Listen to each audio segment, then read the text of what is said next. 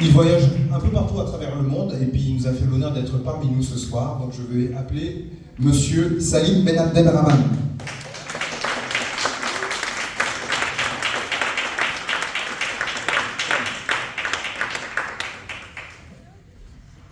Donc Salim, bonsoir. Bonsoir. Tu es journaliste, tu es également écrivain, mais pas que, parce que tu fais beaucoup de recherches. Est-ce que tu peux dire au public qui est face à toi quels sont les objets de tes recherches, s'il te plaît? Merci Olivier, bonsoir à tous. Je suis très content d'être ici ce soir à Paris parmi vous. Et sur l'arabisie afrikaans, en fait c'est la langue hollandaise écrite en alphabet arabe. Donc c'est quelque chose que j'ai toujours entendu parler, mais il fallait vraiment que je puise des années et des années pour redécouvrir vraiment cette langue et cette culture. Donc j'ai commencé un peu à rentrer en contact avec les gens qui l'utilisent. C'est une langue de métissage pur et c'est une langue qui est très cachée. C'est une langue un peu qui reste vraiment d'une transmission familiale et qui porte la lourdeur de la déportation des Malais du Cap, des Malais de Batavia jusqu'en Afrique du Sud et qui en même temps est une superbe richesse parce qu'elle provoque un choc avec les Hollandais qui étaient installés en Afrique du Sud. C'est-à-dire que les Hollandais, pour s'intégrer en Afrique, ont dû utiliser un alphabet africain, et donc l'alphabet arabe, le harf al-arabi.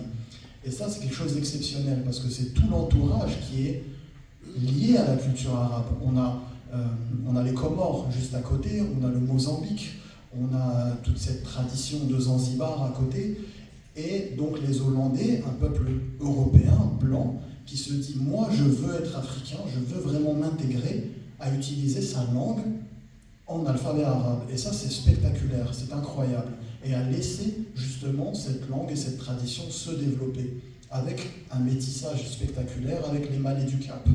Donc moi je suis rentré en contact avec un érudit dans ce domaine qui s'appelle Hicham Salih, et ce dernier, il était du Cap, et il avait une origine écossaise, africaine des tribus de Khoisan, et malaise.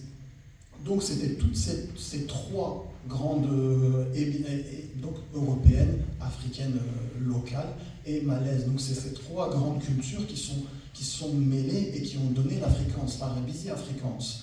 Et ça c'est quelque chose de spectaculaire et qui m'a vraiment fait plaisir. Donc j'ai vraiment puisé à l'intérieur de cette culture-là qui était posée par écrit, qui a arrêté vraiment de se développer à partir dans les années 1800, début 1900.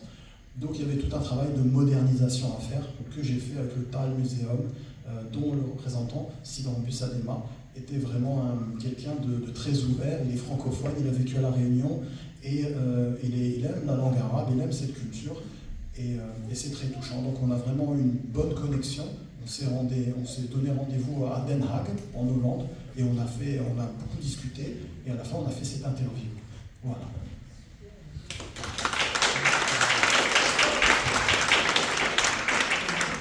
Vous voyez que les langues, elles évoluent, elles se croisent, elles s'entrecroisent, et que les hommes que nous sommes, même si nous partons, eh ben, on en fait quelque chose de positif. Mais dis-moi, où est-ce qu'on peut trouver tous tes travaux sur Internet, les livres que tu écris, les journaux?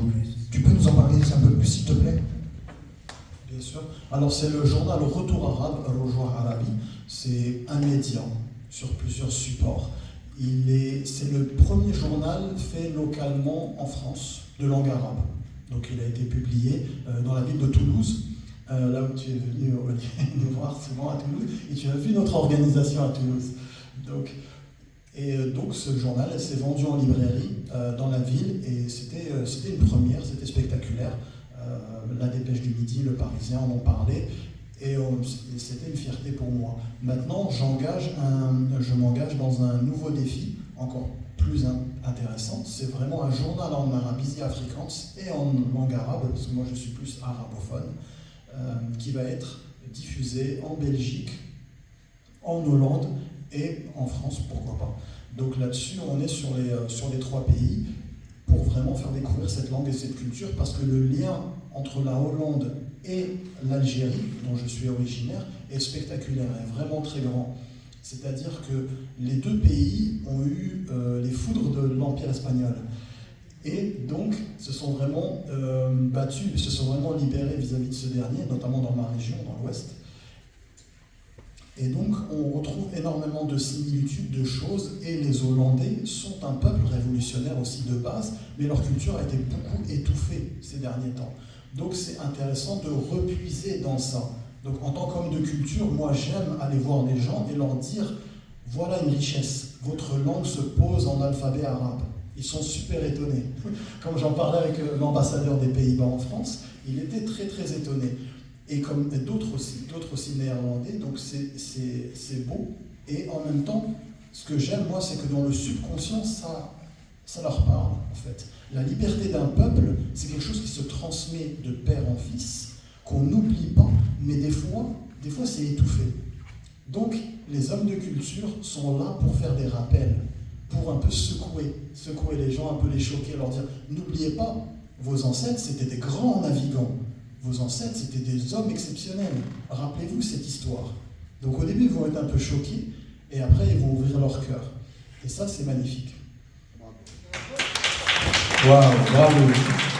Mille merci. Il est sorti d'Orléans pour pouvoir assister à notre projection ce soir. Et vous avez bien retenu son message. Hein. Il faut toujours honorer les ancêtres. Merci Salim.